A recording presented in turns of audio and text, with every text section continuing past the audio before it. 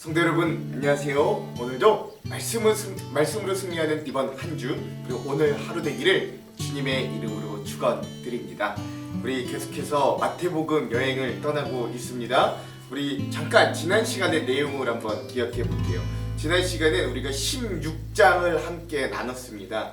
16장에서는요 바리새인과 사두개인들이 예수님께 표적을 구하는 그런 일들이 일어났고 또 예수님이 그런 그들의 완악한 모습들을 가지고 제자들에게 그들의 바리새인과 사두개인의 누룩을 조심해라, 즉 그들의 사악한 마음, 겉으로는 율법을 잘 지키는 듯 보여도 경건한 척하여도 그 마음 가운데 있는 굉장히 사악하고 악독한, 그리하여 정말 자기의 탐욕이 중심이 된 그들의 누룩을 조심해라 라고 하는 부분과 또 예수님이 누룩을 조심하라 라고 하니까 자기들이 빵을 안 가지고 온 것에 대해 예수님이 마치 감정이 상해서 자기에게 얘기한 것 같이 역시 현세적인 문제에만 집중하는 제자들에게도 예수님이 안타까워하시는 그런 외로운 예수님의 모습도 우리가 함께 나눴습니다.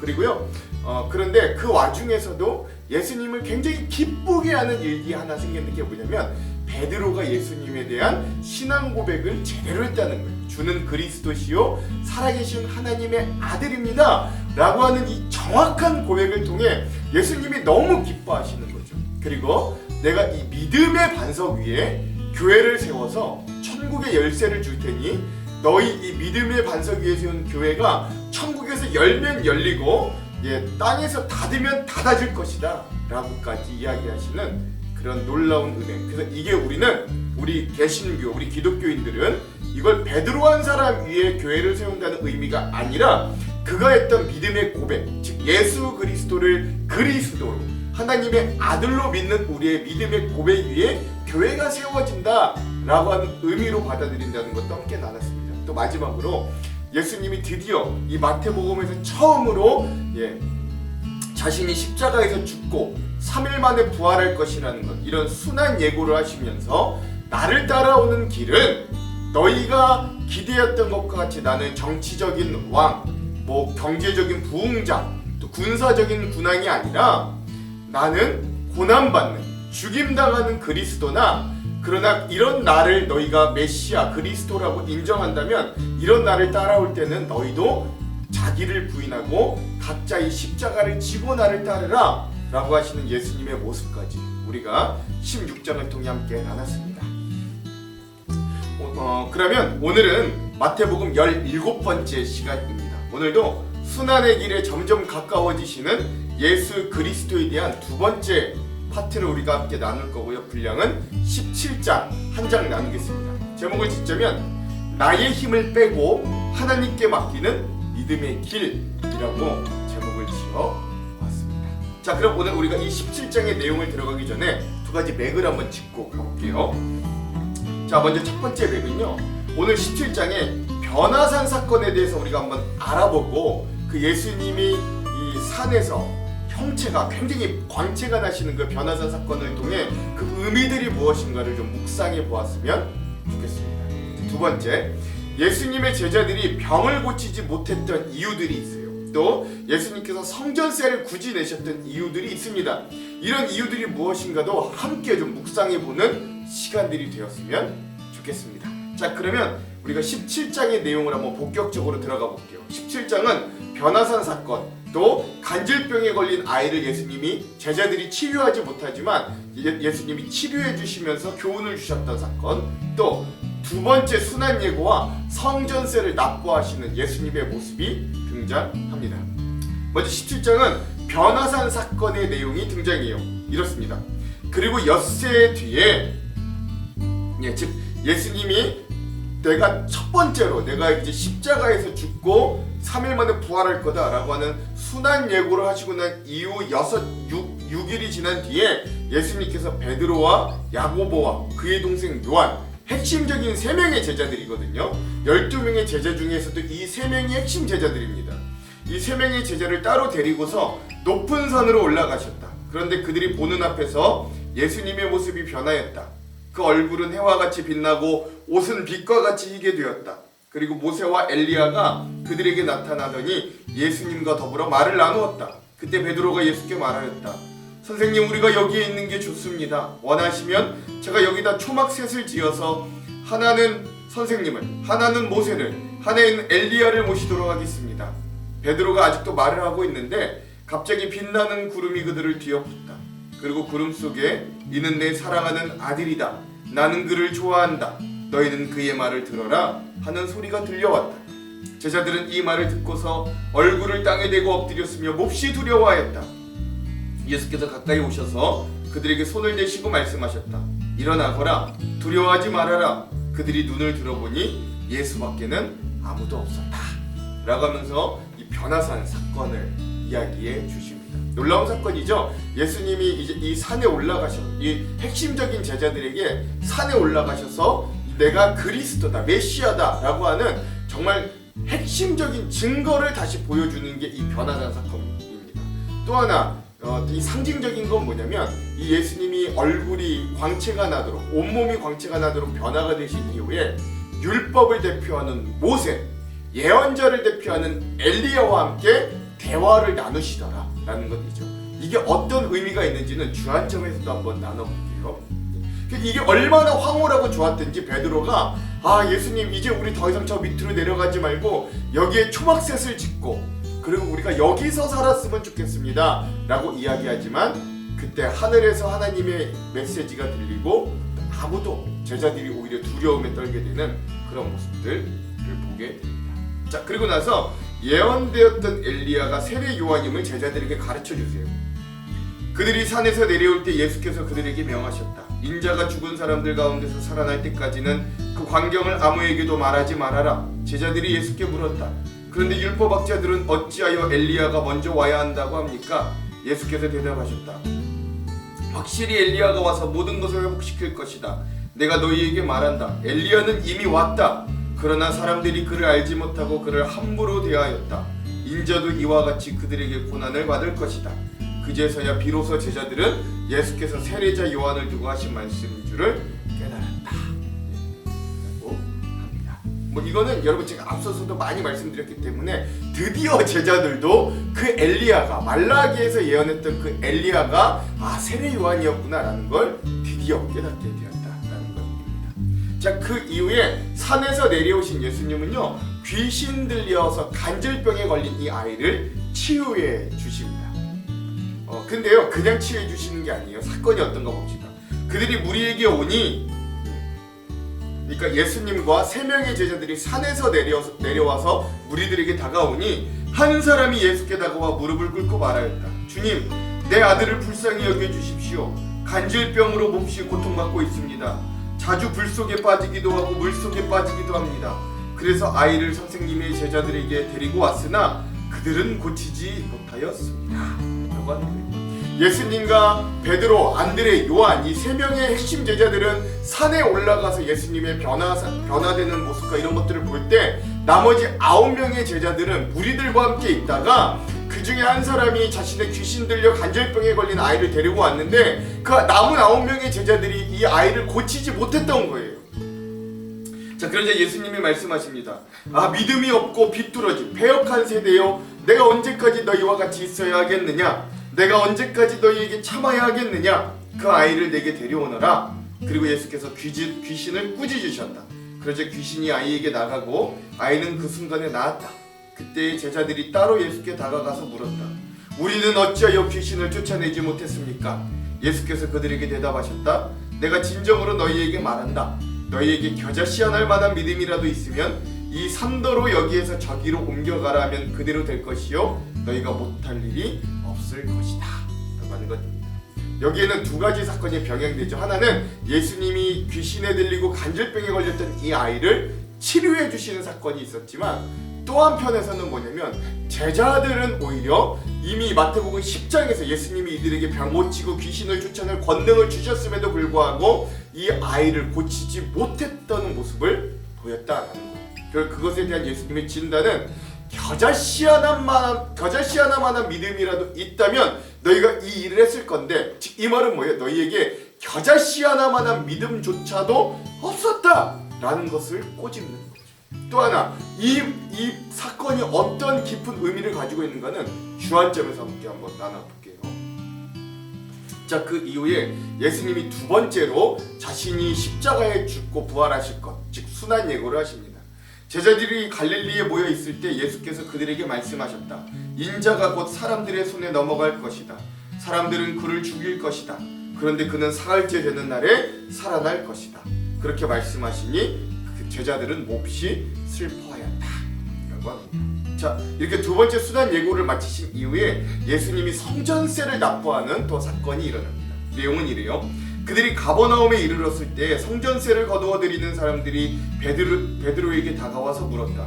여러분의 선생은, 즉 예수님은 성전세를 바치지 않습니까? 베드로가 대답하였다. 바칩니다. 베드로가 집에 들어가니 예수께서 먼저 말씀을 꺼내셨다. 시몬아, 내 생각은 어떠냐? 세상의 임금들이 관세나 주민세를 누구한테서 받아들이느냐? 자기 자녀한테서냐 아니면 남들한테서냐? 베드로가 대답하였다. 남들한테서입니다. 예수께서 다시 그에게 말씀하셨다. 그러면 자녀들은 면제를 받는다. 왕의 자녀들은 세금을 면제받는다는 말이에요. 그러나 우리가 그들을 걸려 넘어지지 않도록 해야 하니 내가 바다로 가서 낚시를 던져 맨 먼저 올라오는 고기를 잡아서 그 입을 벌려보아라. 그러면 은전 한 입이 그 속에 있을 것이다. 그것을 가져다가 나와 너희의 몫으로 그들에게 내어라 라고 하는 것입니다. 즉 예수님은 성전세를 낼 필요가 없습니다. 왜? 왕이 자기의 자녀들에게는 세금을 내지 않게 하듯이 하나님도 이게 성전세거든요. 하나님도 성전의 주인이신 하나님의 아들이에요. 예. 그러니까 예수님은 엄밀히 이야기하면 성전세를 내지 않아도 됩니다. 그러나 예수님은 내가 성전세를 내지 않을 때 시험받을 사람들이 있기 때문에 그들을 배려해서 성전세를 내겠다라고 이야기하시는 거죠. 이런 예수님의 배려도 우리가 함께 좀 잘 살펴보았으면 좋겠습니다. 자, 그럼 오늘 이러한 이 마태복음 17장의 요절을 함께 우리가 한번 나눠볼게요. 오늘 마태복음 17장의 요절은 20절의 말씀입니다. 제가 한번 읽어볼게요. 이르시되 너희의 믿음이 작은 까닭이니라. 진실로 너희에게 이르노니 만일 너희에게 믿음이 겨자씨 하나만큼만 있어도 이 산을 명하여 여기서 저기로 옮겨지라 하면 옮겨질 곳이요 또 너희가 못할 것이 없으리라. 아멘.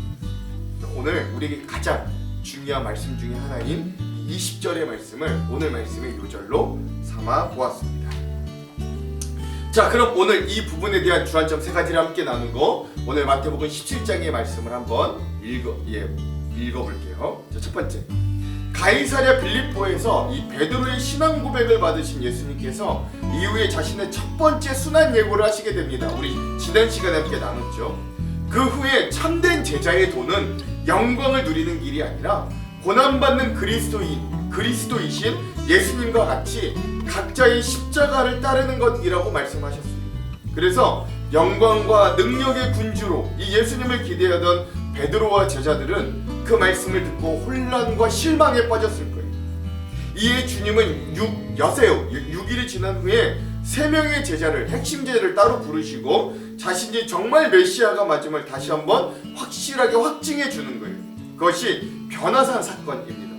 예수님은 혼란에 빠진 제자들을 위해 자신이 그리스도이심을 확실하게 보여주시는 주고자 3명의 제자들과 함께 산에 올랐습니다. 그리고 그 산에서 예수님은 영광스러운 모습으로 변화되셨어요. 출애굽기 34장에도 보면 모세의 광채나는 얼굴의 모습이 등장하지만 오늘 말씀에 등장하는 예수님의 광채는 얼굴만 빛났더니 모세의 광채와는 차원이 다른 그 얼굴은 해처럼 빛났고 예수님의 전신의 빛은 몸을 덮고 있던 옷마저 새하얗게 보이게 할 정도의 강렬한 빛이었습니다. 그 이후 예수님은 율법을 대표하는 모세와 선지자, 예언자를 대표하는 엘리야와 함께 이야기를 나누시는 거예요. 이렇게 모세와 엘리야의 모습을 통해 예수님은 그의 순환 사역을 통해 율법과 하나님의 예언을 완성시키시는 참된 메시아임을 이런 모세와 엘리야와 대화하시는 모습을 통해 상징적으로 나타내 주시는 겁니다. 중요한 건 이런 놀라운 기적 사건이 베드로에게는 굉장히 큰 감명을 주었던 것 같아요. 그곳에 그래서 베드로가 뭐라 그러냐면 이곳에 예수님, 모세 엘리야를 위한 초막 셋을 지어도 되는가를 여쭙습니다. 내려가기 싫다는 거죠. 영광스러운 예수님을 목격한 베드로는 그것을 기념하고 싶었던 거예요. 예수님은 먼저 십자가 고난을 받으셔야 하지만 베드로는 지금 이 영광스러운 순간에만 머물고 싶었던 겁니다. 그리고 그는 아직 예수님의 십자가 고난의 길과 그 사명을 온전히 깨닫지도 못했던 거예요. 그리고 그 변화산이 아무리 영화스럽고 황홀하였다 할지라도 곧 9절에 보면 예수님과 제자들은 그 산을 내려와서 다시금 십자가로 향하는 그 길에 자리를 잡게 됩니다. 이 변화산 사건을 통해 아직 예수님에 대해 정확히 알지 못했던 제자들에게 주님은 당신의 신성, 즉 메시아이심을 확실히 보여주심으로 진정한 메시아됨과 그 사명을 일깨워 주고자 했던 거죠. 그 사명은 곧 십자가의 길이고 그 길 뒤에는 영원한 생명, 즉 부활의 영광이 있음을 알려주기 위해서입니다. 요한복음 12장 24절은 이렇게 증언합니다. 내가 진실로 진실로 너희에게 이르노니 한 알의 밀이 땅에 떨어져 죽지 아니하면 한 알 그대로 있고 죽으면 많은 열매를 맺느니라. 아멘. 그러므로 오늘 우리가 따라야 할 예수님의 길은 영광스러운 곳에만 머무르지 않습니다. 예수님은 한 알의 밀알처럼 그렇게 십자가에서 죽는 길을 먼저 그 길을 걸어가셨어요. 그러므로 우리도 주님의 제자로서 오늘 하루 그리고 남은 인생을 그리스도의 고난의 길에 동참할 수 있어요. 또한 회개에 합당한 열매, 회개의 순종의 열매를 맺으며 하나님, 예수님께서 우리에게 맡기신 사명의 길을 걸어가는 귀한 하루, 그런 말씀의 도전이 있기를 간절히 소망합니다. 두 번째, 오늘 마태복음 17장 말씀에는 귀신이 들려서 간질병에 걸린 아이의 이야기가 나옵니다. 변화산 위에서 예수님의 지극한 영광이 드러나고 있던 바로 그 순간에 변화산 아래에서는 남은 9명의 제자들의 연약한 믿음의 상태가 그대로 드러나고 있었습니다. 즉 산 아래 남아있던 예수님의 제자들은 귀신에 들려 간질로 고생하는 이 아이의 병을 고치지 못해서 곤란을 겪고 있었어요.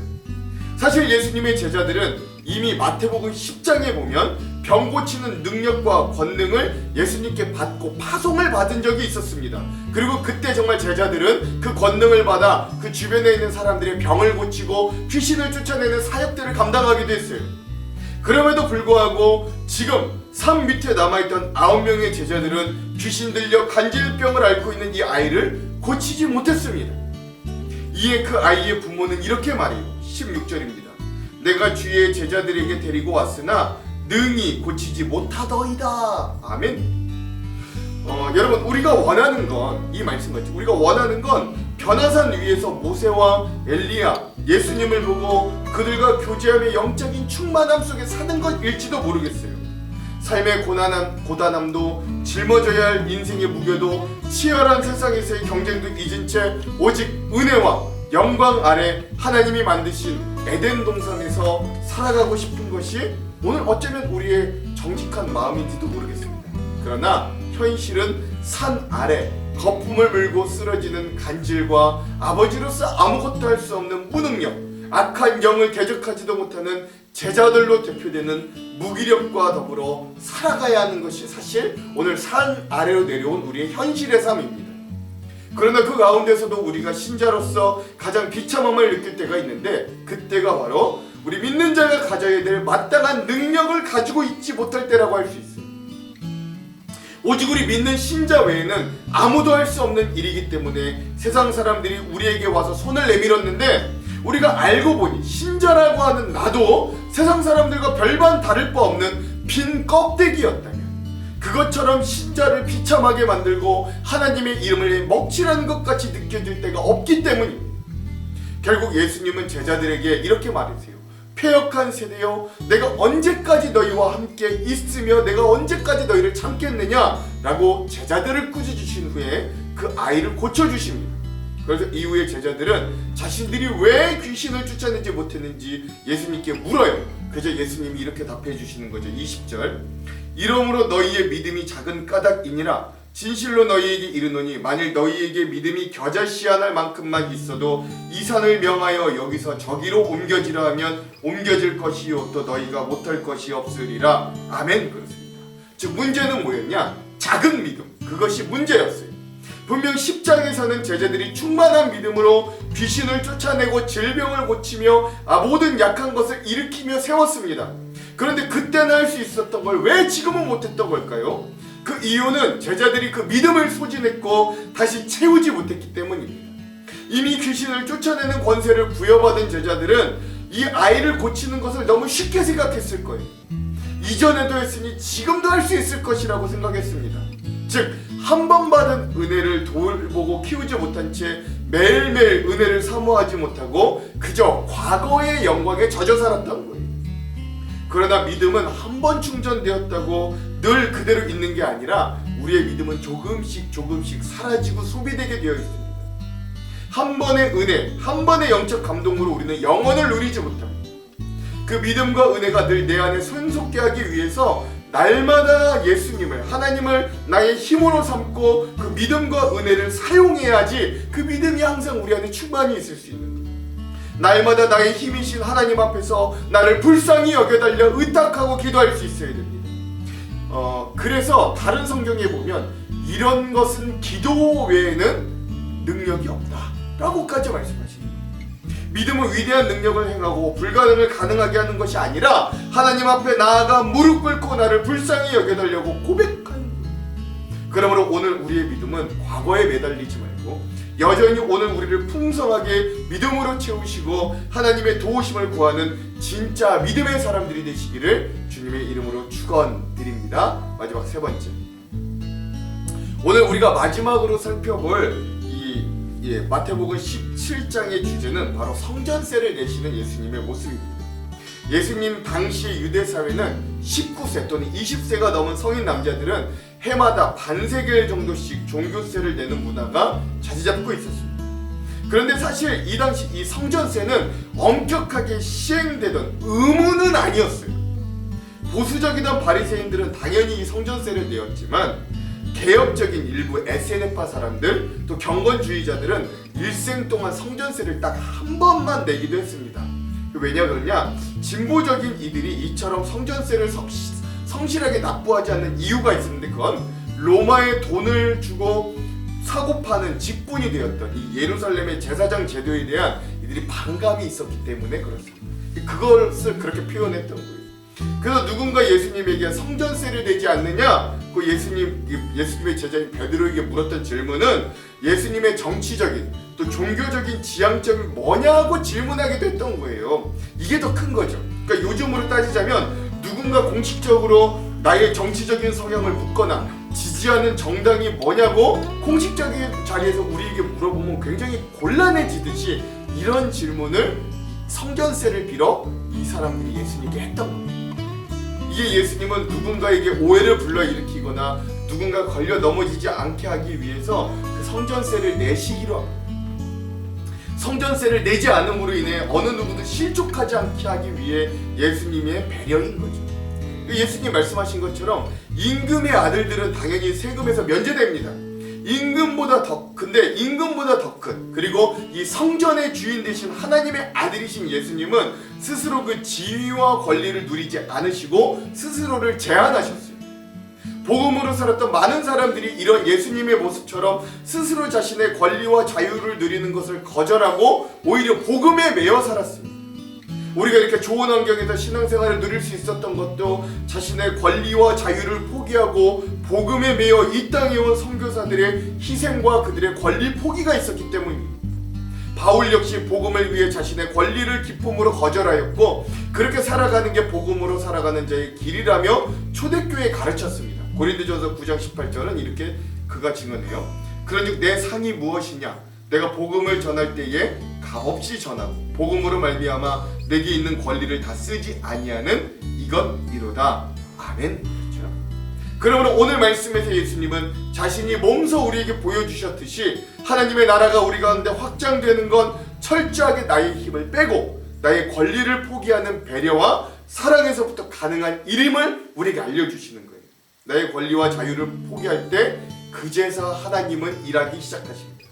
오늘도 그 예수님을 닮고 배워서 나의 힘을 빼어 하나님의 일하심과 동역하는 귀한 복된 하루가 되시기를 주님의 이름으로 축원드립니다. 기도할게요. 하나님, 오늘 우리의 믿음 없음을 주님 앞에 고백합니다. 우리 안에는 아주 작은 겨자씨만한 믿음도 없음을, 그래서 우리도 제자들과 같이 때론 무능력한 존재들임을 하나님 앞에 고백합니다. 그래서 주님을 더욱 의지합니다. 오늘 나를 빼고, 오늘 나의 힘을 빼고 주님만을 내 힘으로 삼는 귀한 믿음의 자녀들이 되기를 간절히 소망합니다. 그러니 하나님, 오늘 주님만 의지하는 우리들에게 권능을 주십시오. 세상 사람들이 오늘 우리 신앙인들에게 요구하는 믿음의 자세를 오늘 우리가 능히 감당할 수 있도록 우리와 함께하여 주시옵소서.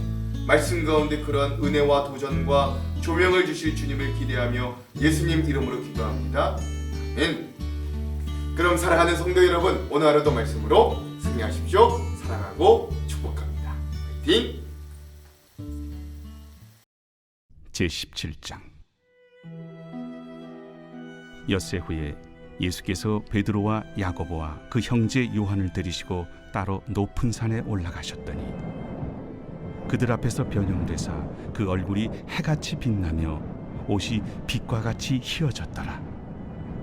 그때 모세와 엘리야가 예수와 더불어 말하는 것이 그들에게 보이거늘 베드로가 예수께 여쭈어 이르되, 주여, 우리가 여기 있는 것이 좋사오니 만일 주께서 원하시면 내가 여기서 초막 셋을 쥘때 하나는 주님을 위하여, 하나는 모세를 위하여, 하나는 엘리야를 위하여 하리이다.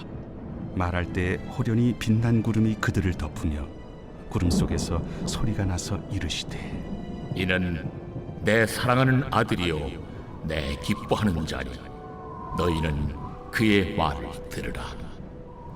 제자들이 듣고 엎드려 심히 두려워하니 예수께서 나와 그들에게 손을 대시며 일어나라, 두려워하지 말라. 제자들이 눈을 들고 보매 오직 예수 외에는 아무도 보이지 아니하더라. 그들이 산에서 내려올 때 예수께서 명하여 이르시되, 인자가 죽은 자 가운데서 살아나기 전에는 본 것을 아무에게도 이르지 말라. 그러면 어찌하여 서기관들이 엘리야가 먼저 와야 하리라 하나이까? 엘리야가 과연 먼저 와서 모든 일을 회복하리라. 내가 너희에게 말하노니 엘리야가 이미 왔으되 사람들이 알지 못하고 임의로 대우하였도다.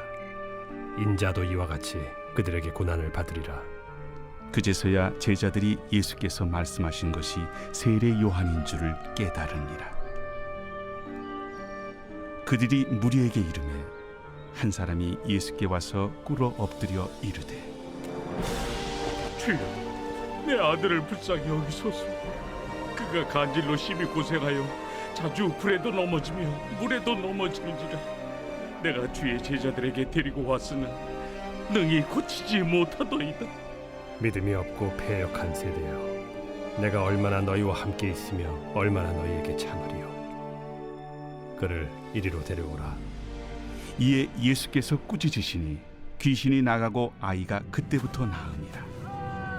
이때 제자들이 조용히 예수께 나와 이르되, 우리는 어찌하여 쫓아내지 못하였나이까? 너희 믿음이 작은 까닭이니라. 진실로 너희에게 이르노니 만일 너희에게 믿음이 겨자씨 한 알만큼만 있어도 이 산을 명하여 여기서 저기로 옮겨지라 하면 옮겨질 것이요 또 너희가 못할 것이 없으리라. 갈릴리에 모일 때 예수께서 제자들에게 이르시되, 인자가 장차 사람들의 손에 넘겨져 죽임을 당하고 제3일에 살아나리라 하시니 제자들이 매우 근심하더라. 가버나움에 이르니 반세계를 받는 자들이 베드로에게 나와 이르되, 너의 선생은 반세계를 내지 아니하느냐? 내신다. 하고 집에 들어가니 예수께서 먼저, 시몬아, 내 생각은 어떠하냐? 세상의 임금들이 누구에게 관세와 국세를 받느냐? 자기 아들에게냐 타인에게냐? 타인에게니이다. 그렇다면 아들들은 세를 면하리라. 그러나 우리가 그들이 실족하지 않게 하기 위하여 네가 바다에 가서 낚시를 던져 먼저 오르는 고기를 가져 입을 열면 돈 한 세겔을 얻을 것이니 가져다가 나와 너를 위하여 주라.